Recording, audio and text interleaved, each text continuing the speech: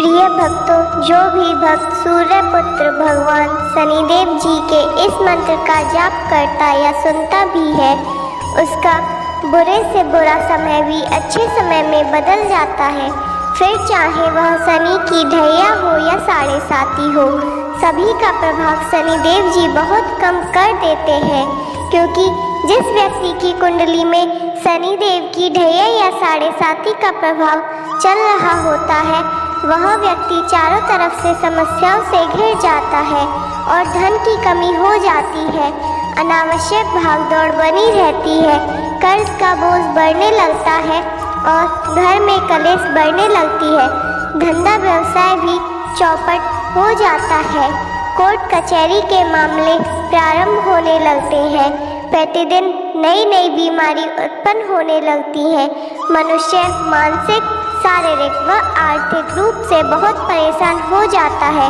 कभी कभी तो जिस व्यक्ति के ऊपर शनिदेव की ढैया या साढ़े साती का प्रभाव होता है, वह व्यक्ति मृत्यु तक को प्राप्त हो जाता है।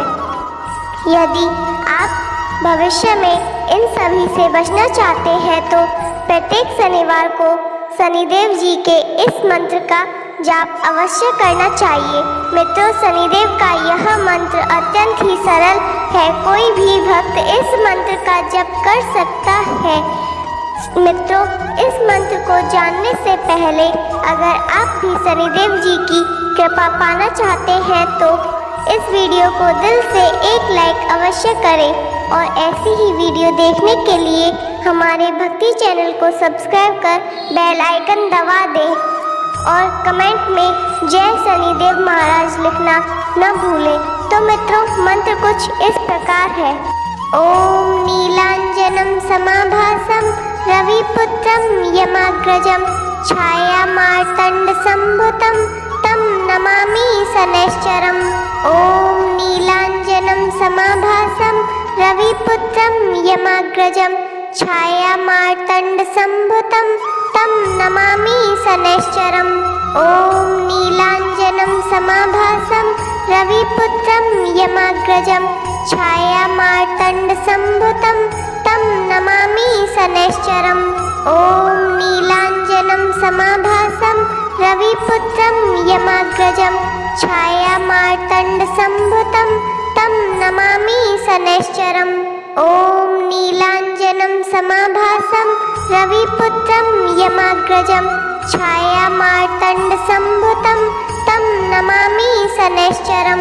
ओम नीलांजनम समाभासम रविपुत्रम यमाग्रजम छायामार्तंड संभुतम तम नमामि शनैश्चरम।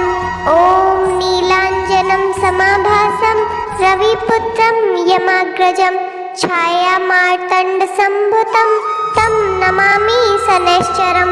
ओम नीलांजनम समाभासम रविपुत्रम यमाग्रजम छायामार्तंड संभुतम तम नमामि शनैश्चरम। ओम नीलांजनम समाभासम रविपुत्रम यमाग्रजम छायामार्तंड संभुतम तम नमामि शनैश्चरम। ओम नीलांजनम समाभासम रविपुत्रम यमाग्रजम छायामार्तंड संभुतम तम नमामि शनैश्चरम।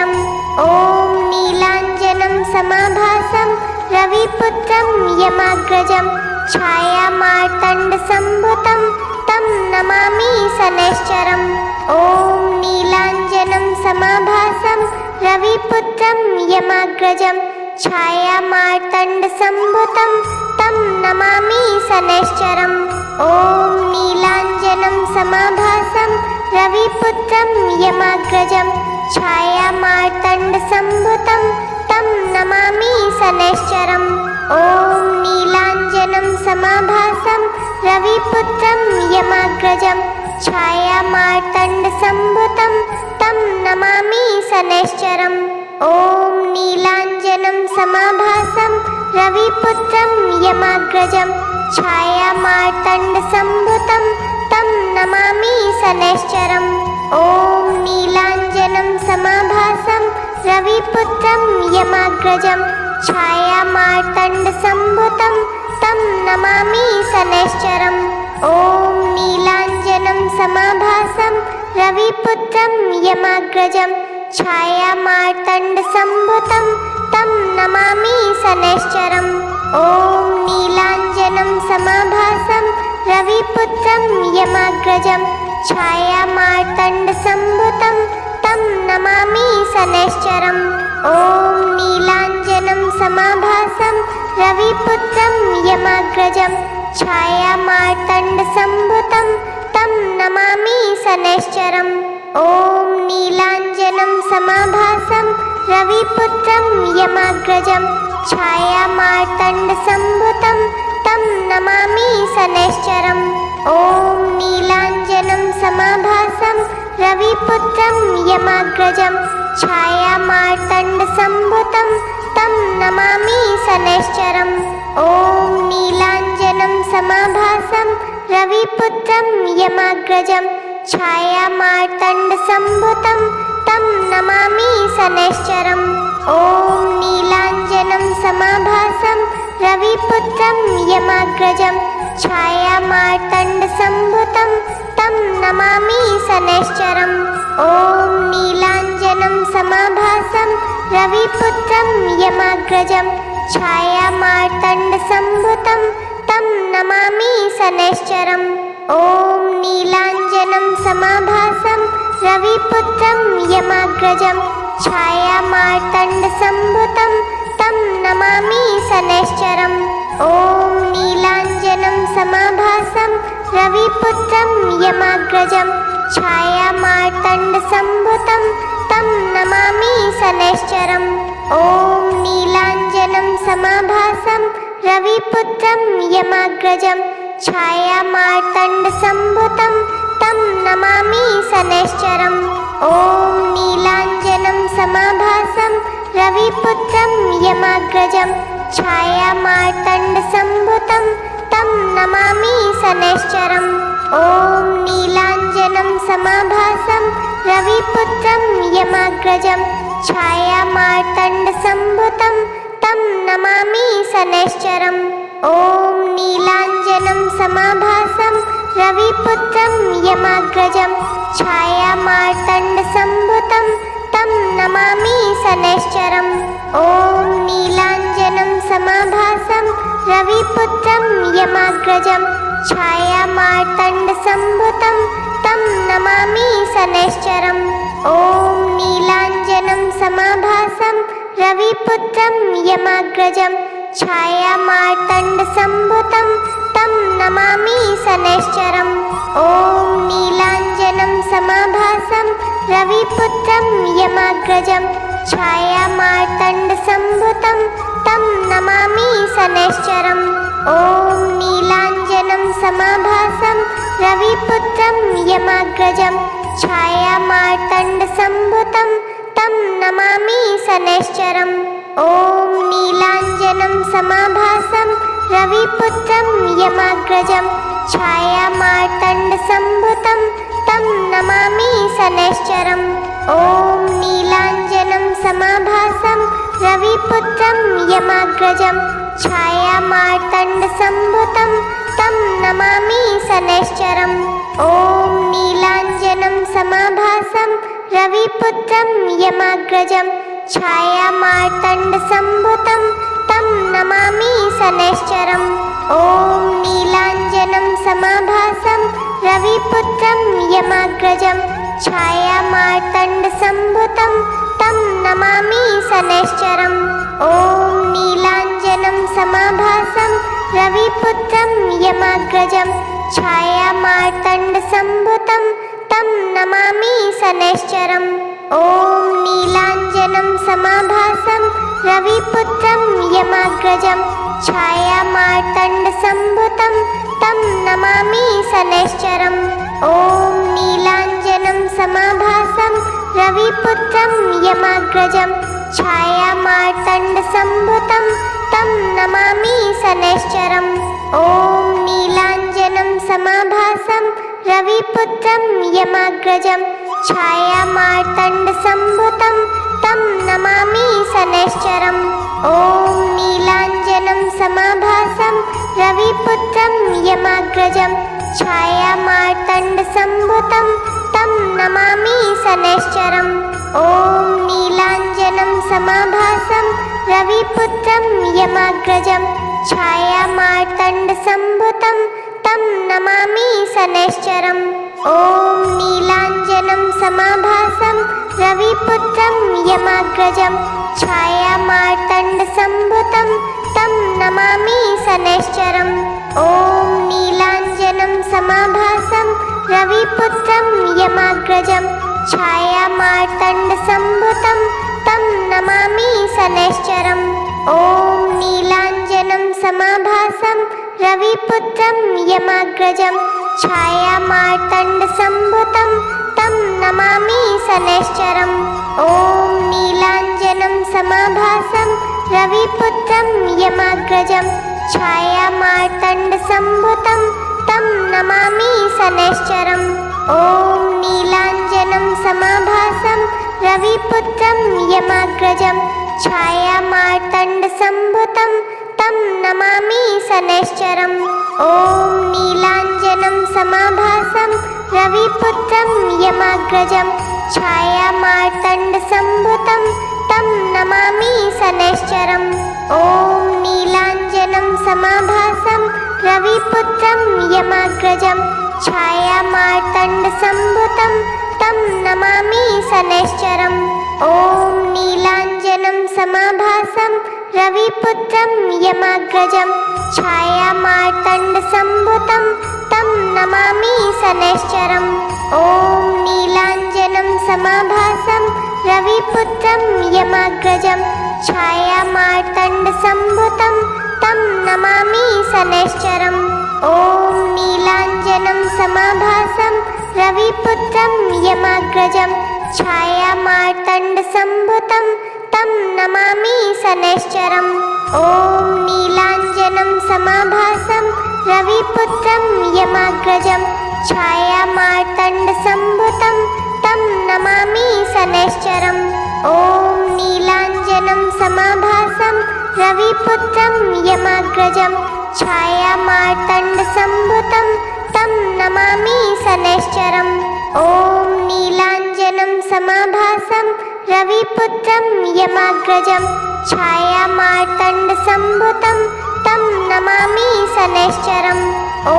नीलाञ्जनं समाभासं रविपुत्रं यमाग्रजं छायामार्तण्डसम्भुतं तं नमामि शनैश्चरम् ॐ नीलाञ्जनं समाभासं रविपुत्रं यमाग्रजं छायामार्तण्डसम्भुतं तं नमामि शनैश्चरम् ॐ नीलाञ्जनं समाभासं रविपुत्रं यमाग्रजं छायामार्तण्डसम्भुतं तं नमामि शनैश्चरम् ॐ नीलाञ्जनं समाभासं रविपुत्रं यमाग्रजं छायामार्तण्डसम्भुतं तं नमामि शनैश्चरम् ॐ नीलाञ्जनं समाभासं रविपुत्रं यमाग्रजं छायामार्तण्डसम्भुतं तं नमामि शनैश्चरम् ॐ नीलाञ्जनं समाभासं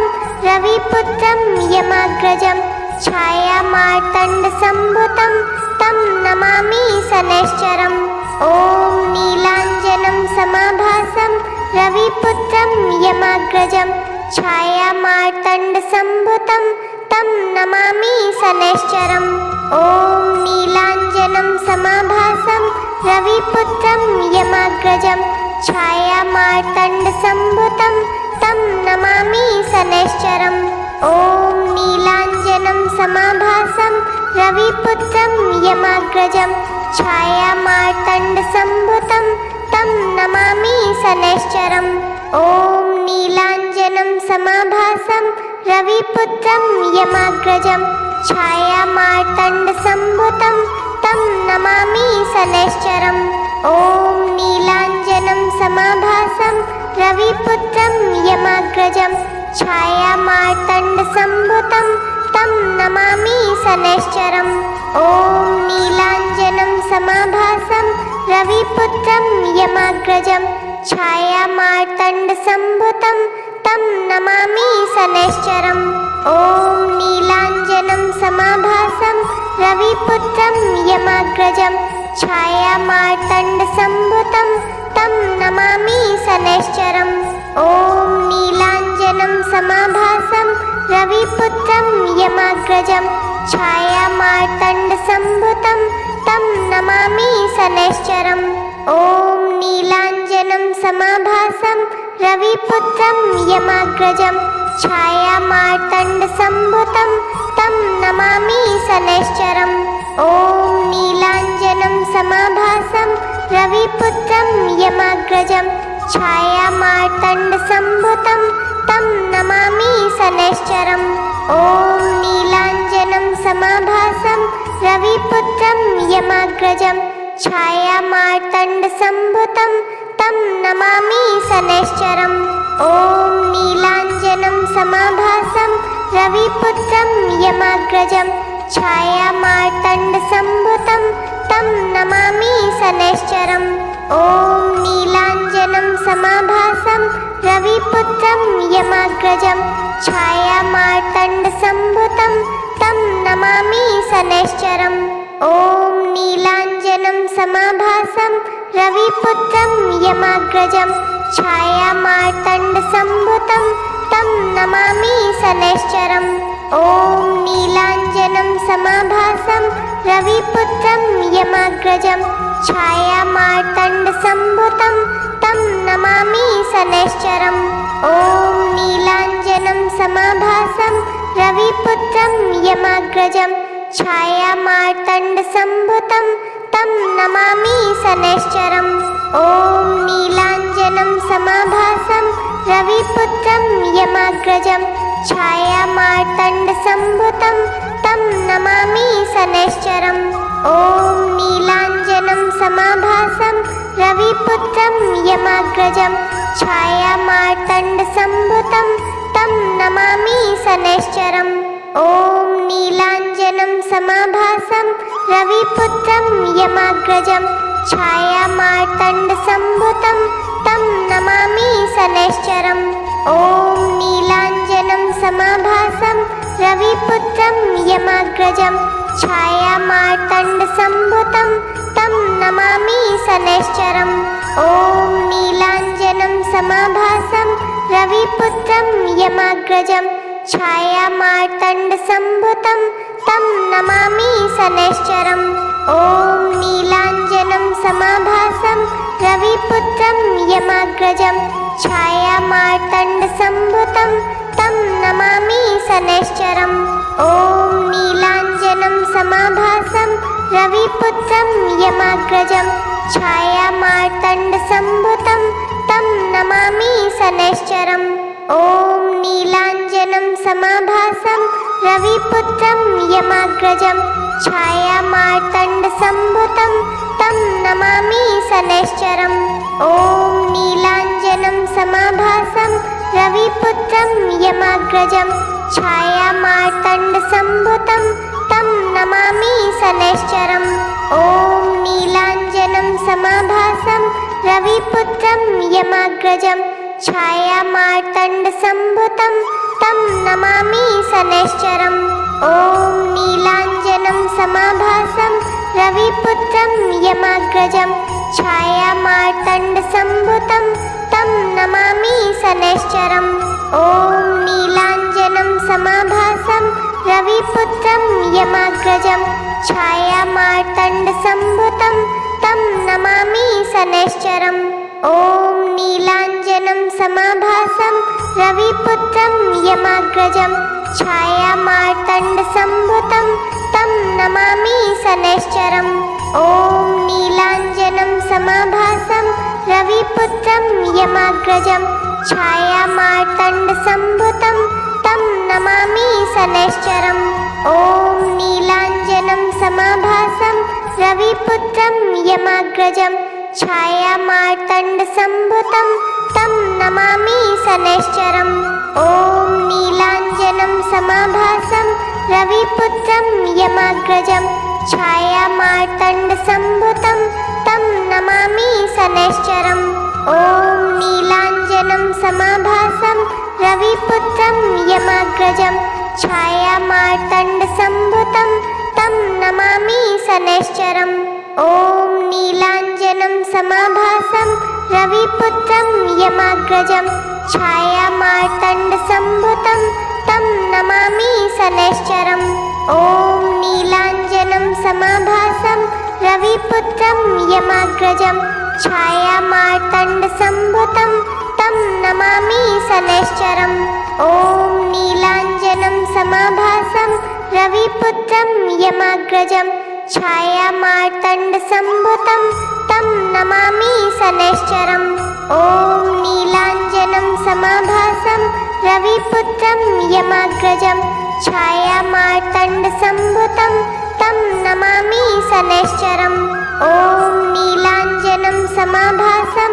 रविपुत्रं यमाग्रजं छायामार्तण्डसम्भुतं तं नमामि शनैश्चरम् ॐ नीलाञ्जनं समाभासं रविपुत्रं यमाग्रजं छायामार्तण्डसम्भुतं तं नमामि शनैश्चरम् ॐ नीलाञ्जनं समाभासं रविपुत्रं यमाग्रजं छायामार्तण्डसम्भुतं तं नमामि शनैश्चरम् ॐ नीलाञ्जनं समाभासं रविपुत्रं यमाग्रजं छायामार्तण्डसम्भुतं तं नमामि शनैश्चरम् ॐ नीलाञ्जनं समाभासं रविपुत्रं यमाग्रजं छायामार्तण्डसम्भुतं तं नमामि शनैश्चरम् ॐ नीलाञ्जनं समाभासं रविपुत्रं यमाग्रजं